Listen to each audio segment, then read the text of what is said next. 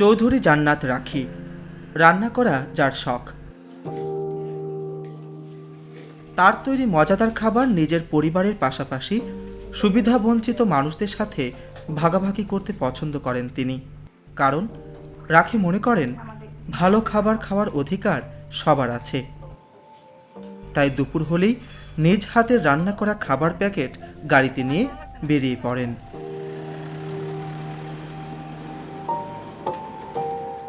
সিলেট নগরীর বিভিন্ন এলাকায় ঘুরে ঘুরে সুবিধাবঞ্চিত মানুষদের খুঁজে বের করে এই খাবার বিতরণ করেন।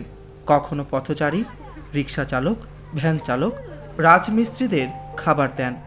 কদিন বড় বড় আমরা দেন, মাসের মাস মনে করো গত মাস মিস গেছে, আর নাহলে হচ্ছে মাসে মাস তাই আমরা খাবার দিন সবার ঘরে ঘরে। করোনার সময় আমরা চাই প্রত্যেক সপ্তাহ দিয়ে গেছে। আইটেম ভালো আছে, মাংস আছে, ডাল আছে, ডিম আছে। হ্যাঁ, এক সময় পোলাও দিচ্ছেন, খালাই আমরা মাসে মাসে দেওয়া যায়। মাংস আর ডাল ডিম আমরা অনেক হেল্প করছেন, তাই দিয়া গেছেন চাউল ডাইল আমরা সবের ঘরে ঘরে দিয়ে গেছে। আমরা খুব ভালো হয়ে দিছে। আবার আমরা হানি উনিও দেওয়া যায়, 2 মাসে 1 মাস পরে পরে হানি উনি দেওয়া গেছে। মাঝখানে 1 মাস বন্ধ আছে না, পরে আমরা হানি উনি ভালো হয়ে দেওয়া গেছে। হানি দেন মাসে মাসে, বিরতন করে নাই, আমরা সাহায্য করবো। আর আমরাও তো আবার বুঝছেন নি, আমরা তো আমি কিন্তু খয়রা লাইছি বুঝছেন নি, মাছ দেন, মাংস দেওয়া দেন, মুরগ দেওয়া দেন, ডিমও দেন। প্রতি মাসেই সুবিধাবঞ্চিত মানুষদের জন্য খাবারের ব্যবস্থা করেন তিনি। এটাই তার নেশা। এই কাজটা করেই আত্মতৃপ্তি পান তিনি। গত 2 বছর ধরে আমার একটা অনলাইন বিজনেস ছিল কাপড়ের, এটা আমি মোটামুটি 2 বছর চালাইছি। তো বিভিন্ন কারণে এটা আমার মানে করেন চালানো ঝামেলা হয়ে যায়। তারপর হচ্ছে মাঝখানে আমি খাবারের বিভিন্ন অনলাইনে খাবার বিক্রি করছি, তো এটা লাভ দিয়ে চালাইছি।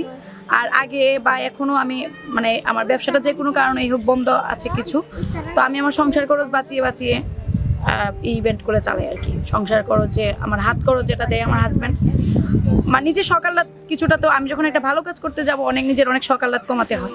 আমি আমার হাত খরচ বা আমার যে একটা শৌখিনতা আছে এগুলো বাদ দিয়ে আমি আমার ইভেন্টগুলি চালাই, খাবারের আয়োজনটা করে থাকি। শুধু তাই নয়, রাখি সুবিধাবঞ্চিত শিক্ষার্থীদের পড়ালেখায় সহায়তা করে থাকেন।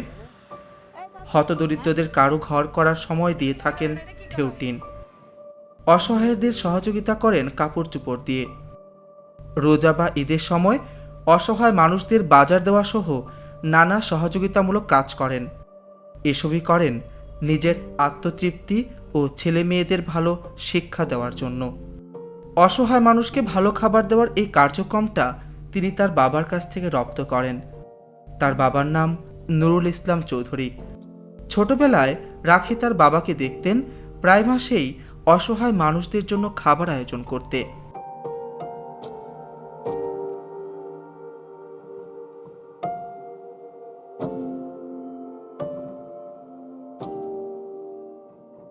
তিনি বিভিন্ন পাগলকে নিজ হাতে খাবার খাইয়ে দিতেন। তখন রাখির মনে হতো কেন তার আব্বা এসব করেন। আব্বার এই কাজগুলো মনের অজান্তেই রাখির প্রিয় হয়ে যায়। অসহায় মানুষদের সাহায্য করার এই ইচ্ছেটা তখন থেকেই চিন্তা চেতনায় ঘুরপাক খেত রাখির। পরে লেখাপড়া, বিয়ে, সন্তানাদি নিয়ে ব্যস্ত হয়ে পড়েন। ছোটবেলা থেকেই দেখছি যে আব্বা মাঝে মধ্যেই মানে একটা খাবার আয়োজন করতো আমাদের বাড়িতে, 1 মাস 2 মাস অন্তর অন্তর, মানে আমাদের এলাকার যে অসহায় মানুষ আছে তাদেরকে খাওয়াতো। এমনও ইচ্ছা দেখছি আব্বা রাস্তার পাগলদেরকে এনে নিজের হাতে খাওয়াই দিত। তাদের যদি কাপড় চোপড় না থাকতো তাদেরকে কাপড় পরা দিত। তো এই জিনিসটা দেখে যখন পাগলকে খাওয়াইতো মাঝে মাঝে খুব ভয় পেতাম, কি আব্বা যে পাগলকে খাওয়াচ্ছে হাতে কামড়াবে কিনা, মানে এরকম একটা অনুভূতি ছিল। তারপর অনেক সময় দেখতাম যখন আমের দিন আসতো, লিচুর দিন আসতো, তখনও মানে আব্বা মানে অসহায়দেরকে আম দিত, দুধ আম দিয়ে ভাত খাওয়াতো। তো আমার যখন মানে আমি ছোটবেলা থেকেই চেষ্টা করতাম একটু একটু করে মানুষকে হেল্প করার, মানে আব্বাকে দেখে দেখে শিখতাম, আম্মাকে দেখে দেখে শিখছি। খাবার বিতরণের এই নেশাটা মাথায় চড়ে বসে যখন তার বড় মেয়ে আরিসার যখন খাওয়ার বয়স হয়, আরিসা খাওয়া দাওয়া না করায় রাখি ভাবলেন আশপাশের কলোনির বাচ্চাগুলোকে খাওয়ালে হয়তো সেটা দেখে আরিসা খাবে। ওদের খাবার দেখে আরিসা খেতে শুরু করলো। সেই থেকে প্রায় মাসেই খাবার আয়োজন করে কলোনির বাচ্চাদের বাসায় এনে খাওয়াতেন। মানুষজনকে ভালো খাবার খাওয়ানোর শুরুটা এখান থেকেই। এরপর একটি অনলাইন কাপড়ের ব্যবসা ক্যাটারিং শুরু করেন রাখি। ওই ব্যবসার লাভের অংশ থেকে মানুষজনকে খাবার দেওয়া শুরু করেন। তবে বিভিন্ন কারণে ব্যবসার কাজটা চলমান রাখতে পারেননি। তাই তার বাবার নামে নূর ফাউন্ডেশন একটি সংগঠন করেন। এই সংগঠনে রাখি ও তার ভাই বোনরা ডোনেশন দেন। পাশাপাশি তার হাত খরচ, বাজার খরচের টাকা বাঁচিয়ে তা দিয়েই ভালো কাজ করেন। তার স্বামী সিলেট বিদ্যুৎ বিভাগের ডিভিশন 2-এর নির্বাহী প্রকৌশলী শামস-ই আরফিনও তাকে এসব কাজের জন্য সার্বিক সহযোগিতা করেন। পাশাপাশি তার এসব ভালো কাজ দেখে আত্মীয় স্বজন ও পরিচিতজনরাও অনেক সময় আর্থিক সহযোগিতা করেন। এভাবেই চলছে অসহায়দের জন্য তার এসব কার্যক্রম। বড় মেয়েটার প্রায় 9.5 বছর। তো ও যখন প্রথম 6 মাস হলো ও ভাত খাওয়া শিখছে না। তো আমি যেখানে থাকতাম এরিয়াটার নাম হচ্ছে বনবিথি। তো ওইখানে মেয়েটা যে খাবার খাচ্ছে না, তো আমি খুব টেনশন করতাম, মেয়েটা তো খায় না, কীভাবে খাবারটা শেখানো যায় বা মানে আল্লাহকে কীভাবে খুশি করা যায় যে আমি মেয়েটা খাবার শেখার জন্য।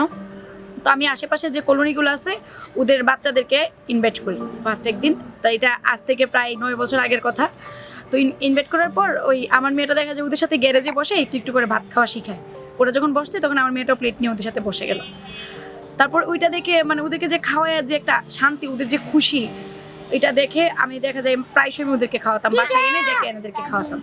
করোনার আগ পর্যন্ত আমি বাসায় এনেই খাওয়াতাম বিভিন্ন এতিমখানার বাচ্চাদের, তারপরে কলোনির বাচ্চাদেরকে এনে খাওয়াতাম। তার যখন করোনা শুরু হয়, তার মধ্যে করোনা শুরু হওয়ার আগে আমি সিলেট চলে আসি বাসা নিয়ে। তো সিলেট আসার পর আমি তখন সরকারি বাসায় থাকি। তো তারপর আমি এখন কী করব, বাসা থেকে সবাই বাধা দিচ্ছে যে তুমি রাস্তায় গিয়ে খাবার বিতরণ করতে পারবে না। তো আমি তখন ওই সিলেটের কয়েকটা সামাজিক সংগঠন আছে, স্বেচ্ছাসেবক আছে, রান্না করে তাদেরকে দিতাম, তারা খাবারগুলো বিতরণ করতো। তারপর করোনা যখন একটু কমছে, গত 2 বছর ধরে বা 1.5 বছর এরকম হবে, আমি নিজেই বিভিন্ন কলোনিতে খাবার রান্না করে প্রতি মাসেই মোটামুটি চেষ্টা করছি খাবার বিতরণ করার জন্য আর কি।